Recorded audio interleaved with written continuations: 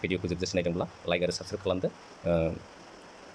आरो गोदान जुदि नायखांबायब्ला नोंथांमोना कमेन्टबो खालामनो हागोन मोजां मोनसे कमेन्ट खालामदो नोंथांमोना जुदि सापर्ट खालामो आरो जुदि नोंथांमोनाबो सापर्ट नांगौ आं नोंथांमोनखौबो सापर्ट खालामगोन साबस्क्राइब खालामगोन नोंथांमोनाबो आंखौ साबस्क्राइब खालामदो जुदि आंनि चेनेलावहाय नोंथांमोनाबो जुदि क्रिएटर हिसाबै चेनेलाव नोंथांमोनाबो जुदि चेनेल जुदि दङब्ला नोंथांमोनाबो आंखौ सापर्ट खालामदो आरो आंबो नोंथांमोनखौ सापर्ट खालामसिगोन अब्लानियासो जोङो जोंनि इउटुब चेनेलखौबो गोजौ फारसे लांबाय थानो हागोन जोङो डासबर्डआव थांबाय आङो डासबर्डआव नायोब्ला नुनो मोनबाय जे मिउचुवेल फान्डनि पर्टफलिय'आव आंहा गोबां लस जादों हाइस्ट लस जाबाय दिनै आरोबाव मोनसे बेबायदि इभेन्ट हादराव जुदि माबा मोनसे जाथाय जायोब्ला बेबायदिनो गोबां लस नुनो मोननो गोनां जायो जोङो आङो बेवहाय नुनो मोनबाय 1811.72 रां आङो 1.33% बेबायदि आङो लस देखायजाबाय दिनै 1811 थाखा आङो लस जाबाय मिउचुवेल फान्डनि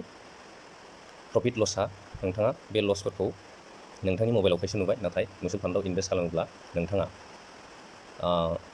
खायसे मबाइलावहाय गावनि एप्सआवहाय गावनि ब्रकारावहाय जोङो एकाउन्ट खुलिनानै नोंथाङा जुदि इनभेस्ट खालामनो रोङाब्ला बेंकआव थांनानैबो जोङो खायसे डाइरेक्टलि इनभेस्ट खालामनो हायो सिगांनि समावहाय इनभेस्ट खालामग्राफ्रा बे मबाइलावहाय इनभेस्ट खालामनो रोङैफ्रा बेंकआव थांनानै बेंकनि डिस्ट्रिबिउटरनि थ्रुयै नोंथाङा जुदि इनभेस्ट खालामनाय समाव बे समावहाय खालामनायफ्राथ' बे बहा नोंथाङा बेबायदि लस आरो प्रफिट नुनो मोन्दोंमोन बे हिसाबै लस आरो प्रफिट नुनो मोनै समावहाय जायफोरा इनभेस्ट खालामबोबाय थादों बिथांमोनाबो दिनैसिम फैसा रां बानायनो हादोंमोन बेनिफ्राय नोंथाङा दा मबाइल मोननायखायसो ब्रकारनि थ्रुयै नोंथांनि लस आरो प्रफिटखौ नायबाय थानो हादों नाथाय सोरबा जुदि दानि समावबो रेगुलार फान्डआव जुदि नोंथाङा इनभेस्ट खालामनो थाङोब्ला बेबायदि प्रफिट लसखौ नोंथाङा मबाइल जुदि रोङाब्ला जेबो नुनाय नङा आरो बेवहाय इनभेस्ट खालामबाय थानो हायो मेगन मिसिबनानै लं टार्म हिसाबै 10 बोसोरसो लानानै बा 5 बोसोरब्लाबो नोंथाङा चेक खालामना नायहैनो हायो बोसोरसे बोसोरनै चेक खालामना नायहैनो हायो नोंथांनि राङा बेसेबां बारायखो दावख्लायखो आरो बेवहाय नोंथाङा टारगेट लाथारनांगोन जे 10 बोसोर 15 बोसोर बेबायदि टारगेट लाथारनानै नोंथाङा नोंथांनि रांखौ इनभेस्ट खालामबाय थाथारनांगोन मास मोनफ्रोमबो बेखायनो दा जों मबाइल नुनायखायसो आं नोंथांमोननो शेयार खालामबाय ब्रकारनि थ्रुयै जोंनि रांफ्रा इनभेस्ट जायो बे इनभेस्ट खालामनो हानाय सुबिदाया मबाइलनि थ्रुयै माने दा इजि प्रसेसआव जाजोबनानै फैबाय बेखायनो मबाइलावसो जोङो सानफ्रोमबो नोंथांनि प्रफिट आरो लसखौ नुनो मोनबाय थायो लसआ दा बेखिनि देखायदों जेबो नङा बे लस अबस्थायावबो आंहा इनभेस्ट माने SIP दङ SIP दानलांनो गोनां दंखायो एकाउन्टनिफ्राय आंहा बेवहाय रां इनभेस्ट जादेरबावसिगोन लस अबस्था जितु मार्केटनि ट्रेना जितु बेबायदि लस अबस्था ट्रेना बेबायदि डाउन फारसे देखायदों नालाय बे लस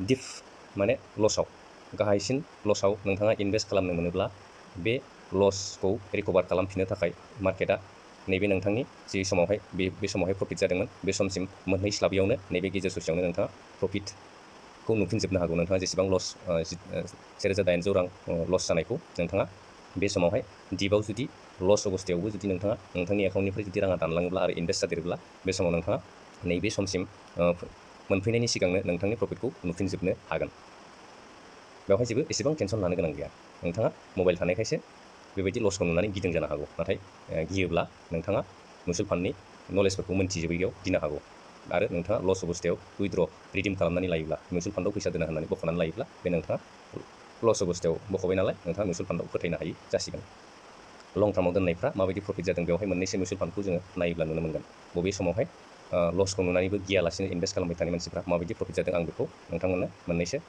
मोनसे बा मोननै मिउचुवेल फान्डखौ आङो देखायनि आङो SBIनिनो मोनसे मिउचुवेल फान्डखौ लानि SBIआवहाय नायदो SBIआवहाय नायोब्ला नुनो मोनबाय जे ग्राफआ बेबायदि सिगां गोबां बोसोर सिगांनिफ्राय मिउचुवेल फान्डखौ बानायदों जेनेबा बे मिउचुवेल फान्डआव जाय रां इनभेस्ट खालामदों बै समनिफ्राय मार्केटआ बेबायदि अबस्थायावहाय माने गोजौ फारसे दावखोलांबाय थादों सम लानानै दावख्लायफिनदोंबो आरो बेयो फिन गोबां बोसोरनि उनावहाय दावखोबाय थादों अलावहाय नायोब्ला जोङो नुनो मोनगोन 3 बोसोराव नायदों आङो दा अलावहाय नायोब्ला दिनैसिम मिउचुवेल फान्डनि ग्राफआ एसेबां गोजौआव थांबाय नाय ओरैबायदि गोजौआव थांबाय माने इनभेस्ट खालामबाय थानाय जाय इनभेस्ट खालामबाय थादों बे मिउचुवेल फान्डआव दा दिनैसिम गोबां रां गावनि पर्टफलिय'आव नुबाय जानो हागौ दा जोङो गोदानै इनभेस्ट खालामनायफ्रा नों जुदि इनभेस्ट खालामोब्ला नैबे गोजौ अबस्थायावहाय जोङो नैबे गोजौआवसो इनभेस्ट खालामनो मोनसिगोन बेजों जेबो खोथा गैया मार्केटआ लं टार्मावहाय गोजौ फारसेसो थांखागोन नालाय गाहाय फारसेथ' जोंनि ग्राफखौ फैनाय नुनो मोनाखै ओरै गाहायथ' फैनाय नुनो मोनाखै गाहाय फारसे फैथारोब्लासो नोंथांनि राङा जिर' जानो हागौ जेसेबां इनभेस्ट खालामदों प्रफिट प्लास इनभेस्टेड। नाथाय बेबायदि ग्राफखौ फैनाय नुफेराखै दिनैसिम। आरो नोंथांनि ग्राफआ नोंथांनि राङा जोबनांगौब्ला बे SBI स्मल केप फान्डआव जेसेबां कम्पानिफोर हाबनानै दङ बे कम्पानिफोरा गासिबो मानो थैजोबनांगोन, डाउन फारसे फैनानै बे कम्पानिफोरा गासिबो धंस' जाजोबनांगोन, थैजोबनांगोन। बेवहाय जेसेबां कम्पानिफोर दङ अब्लासो नोंथांनि राङा जिर' जाहैगोन। बेबायदि मिउचुवेल फान्डनि प्रसेसा जुदि बुजिनानै लानांगौब्ला बेबायदि बुजियोब्लासो नोंथाङा नोंथांनि रांखौ जोबगोन होननानै मोनथिगोन। नाथाय बेवहाय मा कम्पानि हाबनानै थादों, बे कम्पानिफ्राथ' मोनसे मोननैयानो थैबाय मोनसे मोननैयानो जेनेबा थैबाय दे, गासिबो कम्पानियाथ' थैथावना बेबायदि जाथावा। बेखायनो लं टार्मावहाय माखासे कम्पानिफ्रा गोजौ फारसे दावखोनायनि लामा दंखायो। इन्डियाआव जेसेबां कम्पानि दं बेवहाय सेलेक्ट खालामनानै बे SBI स्मल केप फान्ड डाइरेक्टआवहाय मा खालामदों, इनभेस्ट खालामदों जोंनि मान्थलि वाइसै SIP खालामनायखौ, फैसा रां दोनथुमबाय थानायखौ। बेवहाय अब्ला आङो मोनसे अपेन खालामनायनि दिनैसिम 26%, 26% माने रिटार्न होबाय थादों SBI स्मल केप फान्डआ। SBI स्मल केप फान्डआ 26.86 बेबायदि रिटार्न होबाय थादों। अब्ला बेसेबां रां जासिगौमोन नाय, इनभेस्टआ जुदि नोंथाङा गोबां रां जानायब्ला बिदिनो 5 लाख, 6 लाख, 10 लाख जुदि रां जुदि नोंथांनि आखाइनिफ्राय जुदि जमा जानायमोनब्ला बेनि नोंथाङा 2 गुन 3 गुन बानायनो हासिगौमोन रांखौ, डाबल फानथाम फानब्रै बायदि रां नोंथाङा डाबल जाहोनो हासिगौमोन। दा दिनैनि डे हिसाबै बा नेवहाय डेआव नुयोब्ला नोंथाङा नुनो मोनगोन -1.40% माने डाउन जादों, लस देखायदों नालाय दिनै गासै पर्टफलिय'आवहाय 1800 लस देखायदों नालाय, बिनिनो बे SBIआबो आङो SBIआवबो इनभेस्ट खालामदों नालाय, बे इनभेस्ट खालामनाया 1.40% लस देखायदों। दा बेवहाय मोनबेसे कम्पानिया हाबनानै दङ बे मिउचुवेल फान्डआव, बेखौ नायनो थाखाय आं ओरैहाय गोजौ फारसे स्क्रल खालामनानै थांबाय।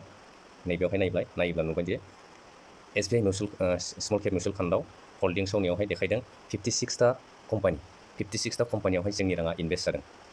दा बे 56टा कम्पानिया मा बेवहाय जोङो ओरैहाय क्लिक खालामनानै नायोब्ला नुबाय जे बेबायदि कम्पानि, अनेक नामनि कम्पानि जोङो बेवहाय फरायलांब्लानो बे कम्पानिफोरखौ क्लिक खालामोब्लानो बिनि मुभमेन्टफोरखौ नुनो मोनगोन। बेफोरबायदि ब्लु स्टार बेबायदि कम्पानिनो बिल्डिं प्रडाक्ट्सनो बियो, बे ब्लु स्टारनि ग्राफफोरखौ अलखौ नायोब्ला नुनो मोनगोन, बे गोजौ फारसेसो थांगासिनो दंनाय।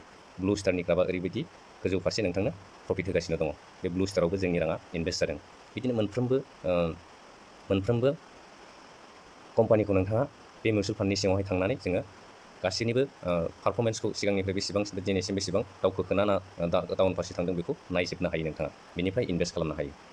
मोनसेल' कम्पानियावहाय जोंनि राङा इनभेस्ट जायाखै, बे जेसेबां कम्पानि देखायदोंना बे हल्डिंसाव 56टा कम्पानियावहाय जोंनि राङा इनभेस्ट जादों। बेबायदिनो सानथ्र'हाय गोबां कम्पानि दं। बेयाव COLआवहाय नायोब्ला जों नुनो मोनगोन, बे मोननैसल' कम्पानि देखायदों नालाय, नैबे COLआवहाय जोङो क्लिक खालामनानै नायोब्लानो गासिबो कम्पानिया गासिबो श' जाजोबगोन, गासिबो नुजोब्बाय, बेबायदि नुजोब्बाय।